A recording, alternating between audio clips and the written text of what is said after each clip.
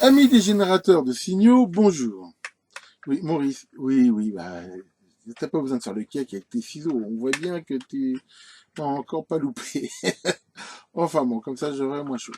Ça fait très longtemps que plusieurs fois, il y a des internautes qui me demandent de faire des vidéos sur, enfin moi, les générateurs de fonctions, les générateurs en général, sur leur utilisation, comment ça marche et tout ça. Donc bon, j'ai encore eu des demandes là, je me suis dit tiens, allez hop, tiens. Bah là, je me sentais inspiré sur le sujet, donc je me suis dit allons-y. Alors j'ai déjà fait donc cette série aussi vos stories, donc alors j'ai beaucoup de vidéos, c'est pas très facile à trouver.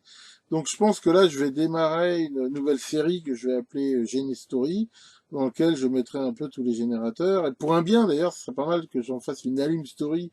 C'est aussi un sujet que j'ai pas mal traité, mais il faudrait que je prenne le temps de les remettre dedans et tout ça. Mais enfin bon, je vais essayer quand même de classifier un petit peu tout ça de façon à ce qu'on se retrouve. Pour info, je rappelle, parce que apparemment tout le monde ne sait pas, quand vous regardez ma chaîne, à un moment, il y a un endroit dans l'écran où il y a une petite loupe.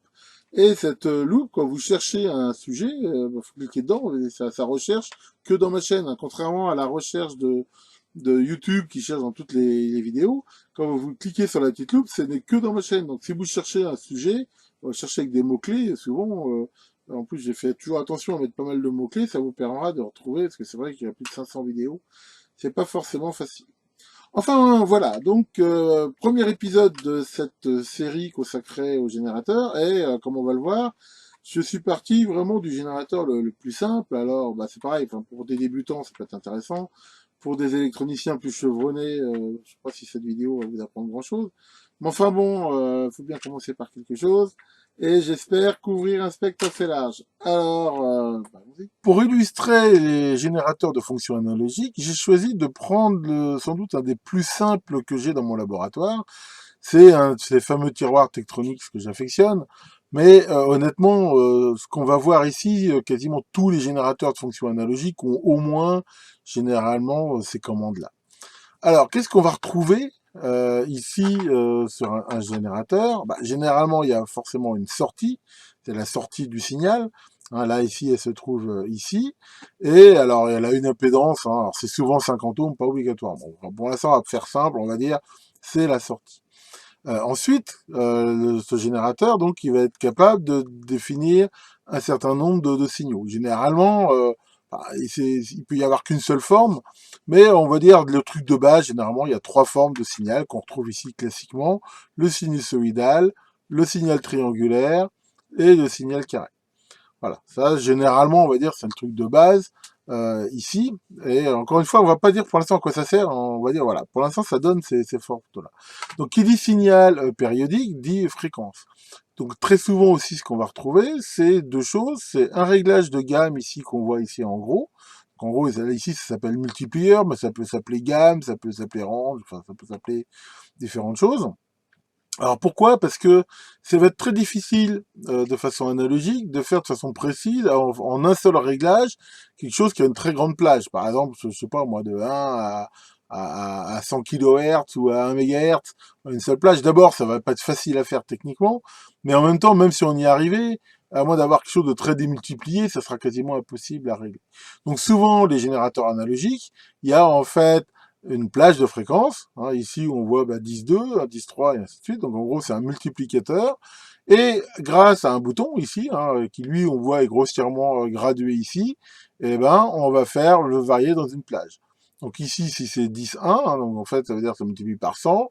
Bah, si je mets ici 1 aligné là, on va le voir tout à l'heure, ça va me donner 100 Hz et jusqu'à 3 kHz. Alors selon les générateurs, la gamme de fréquences est plus ou moins grande. Celui-là, on voit qu'il a une gamme de 1, c'est-à-dire il peut descendre jusqu'à 0,1 Hz, hein, si on est ici. Et donc 10,5 10 fois 30, c'est-à-dire qu'il monte jusqu'à 3 MHz. Donc voilà, en gros, il va de 0,1 à 3 MHz. Ce qui est déjà pas mal, et on va dire qu'il va déjà couvrir largement plus même que la gamme audio. Et alors après, dans certains cas, on ne le retrouve pas forcément, il peut y avoir un réglage fin. Donc le réglage fin, on voit que c'est là quand même, on trouve un rapport ici, enfin en fait, vu que ça va de 0,1, on va dire de 0,1 à 30, c'est quand même un très grand rapport. Si on veut faire un réglage très précis de la fréquence, ça sera pas facile. Donc sur les générateurs analogiques comme ça, soit il y a un bouton, un vernier, c'est mécanique, hein, une démultiplication, soit, comme on le voit ici, il y a ce bouton rouge ici, hein, qui a une position calibrée, c'est-à-dire qu'en théorie, c'est pile poil la fréquence indiquée là, mais on va pouvoir la faire varier un petit peu, ce qui permet un réglage. Donc voilà, grâce à ça, là, on va choisir, donc on a vu la forme du signal, sa fréquence, on va le voir en pratique. Ensuite, souvent, on peut régler l'amplitude. Donc ici, c'est pareil, j'ai pris exprès un truc super simple. Là, l'amplitude, elle va de min à max, sachant que, voilà, ils disent que sur un circuit ouvert, on va de 20 volts crête-crête. Donc généralement, chargé en 50 ohms, ça ira jusqu'à 10 volts crête à crête. Donc ici, ça c'est donc l'amplitude de sortie. Alors souvent, mais pas forcément, la preuve, hein, il peut y avoir des atténuateurs qui permettent d'avoir un signal encore plus faible. Ici, il y a une grande dynamique de réglage, mais c'est pareil, c'est pas forcément très précis. Donc voilà, ça, on va vraiment trouver, je veux dire, un minima tout ça. Alors après, il y a le fameux offset. Alors ça, c'est très important, et on va le voir tout à l'heure. Alors, il y a plusieurs façons, selon les modèles, de déclarer l'offset. Ici, ils ont fait un truc, c'est que c'est le même bouton de réglage de forme, mais collé ici, on a toujours les choix des 3 gammes de fréquences, mais avec un offset, alors qu'ici, il n'y en a pas.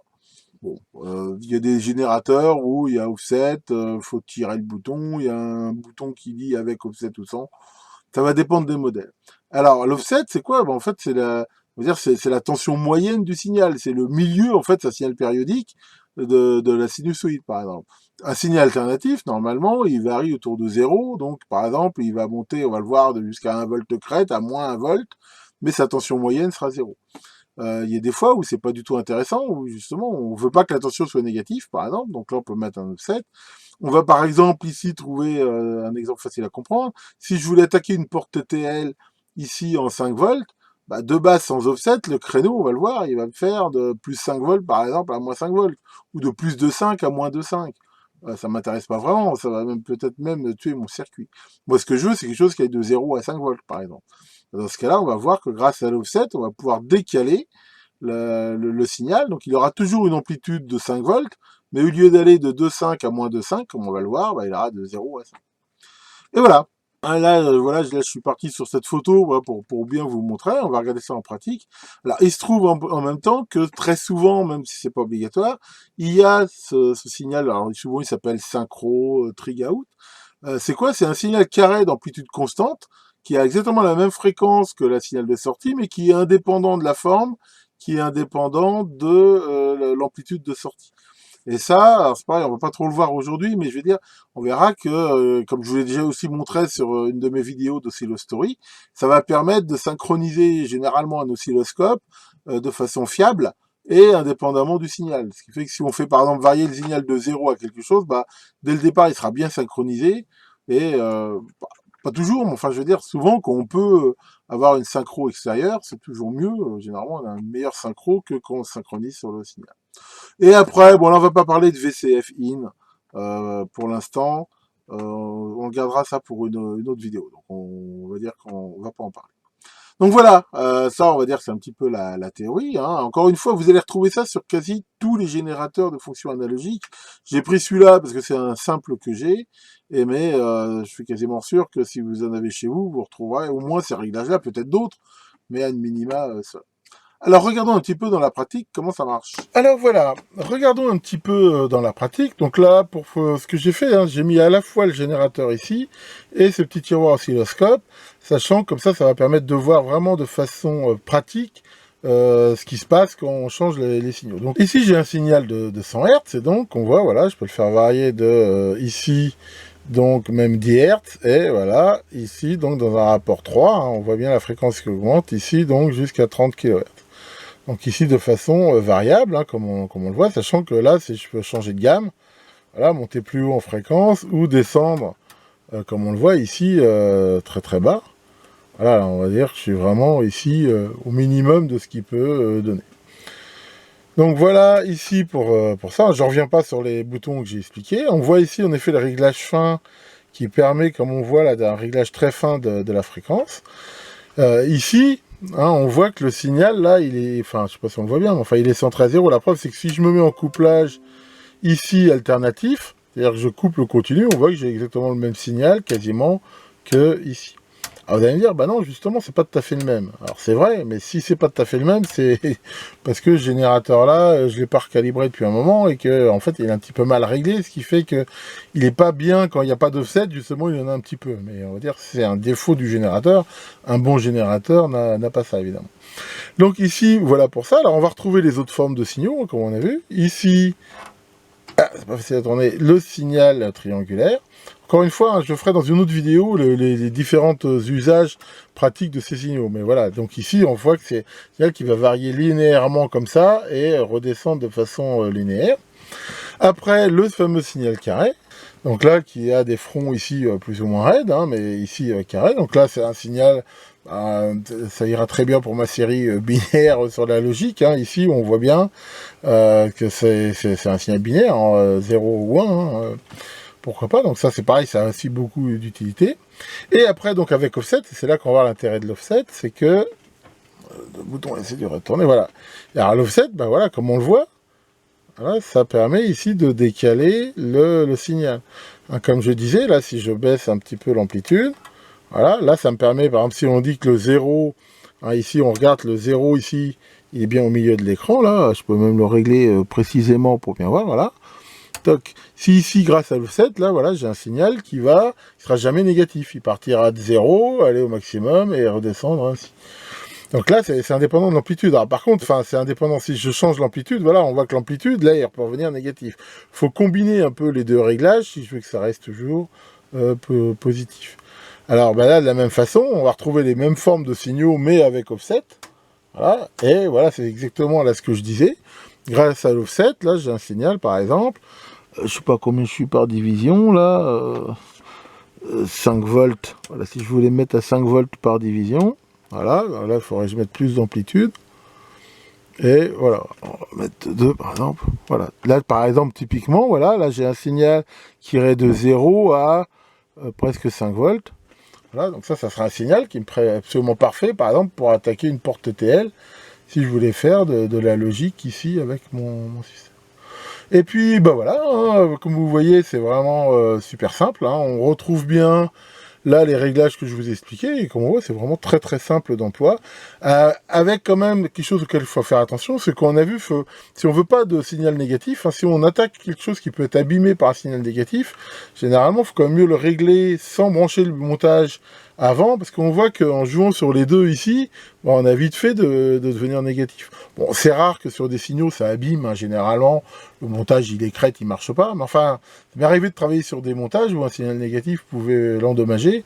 Dans ce cas-là, il faut bien sûr prendre des précautions ou se mettre une diode de protection ou autre. Et rapidement, juste pour le fun, si on regarde la forme du signal de synchro, vous voyez, ici, donc on voit que c'est un signal carré, et on voit bien que, quel que soit l'offset, par exemple, il s'en fout complètement, l'amplitude, il s'en fout. Hein, il a une amplitude qui est constante, et on voit bien qu'il est complètement indépendant de la forme d'onde, et qu'il dépend que de la fréquence. Donc voilà, ça c'est typiquement la tronche du signal de synchronisation. Voilà pour donc ce premier épisode. Les générateurs de fonctions, souvent, ils sont un peu plus simples que les oscilloscopes, mais enfin, il y en a certains qui sont relativement complexes et surtout assez puissants. Et surtout, de ce que je vous montrais dans cette série, c'est pas tellement que les générateurs de fonctions, mais essayer de montrer de façon pratique, hein, c'est souvent ce qu'on me demande, comment on utilise les différentes formes de signaux, qu'est-ce qu'on peut en déduire, et après, alors, ça s'utilise souvent avec un oscilloscope, mais pas que. Et en fait, je pense qu'il y a aussi matière ici à faire pas mal de choses. J'utiliserai aussi bien sûr des génés dans ma série justement sur la logique, parce que ça permettra de générer les fameux signaux d'horloge qui sont quasiment souvent indispensables à la logique séquentielle. Et pour les curieux qui se demandent pourquoi j'ai un pansement sur la main, je pense que je suis plus doué pour l'électronique, sans vouloir me vanter, que pour la manipulation des barrières de chevaux en fer, et celle-là m'a pas loupé. Mais enfin bon, rien de grave. Que le grand VCO veille sur vos montages, vous génère des belles ondes dans tous les sens, et à très bientôt pour de nouvelles vidéos.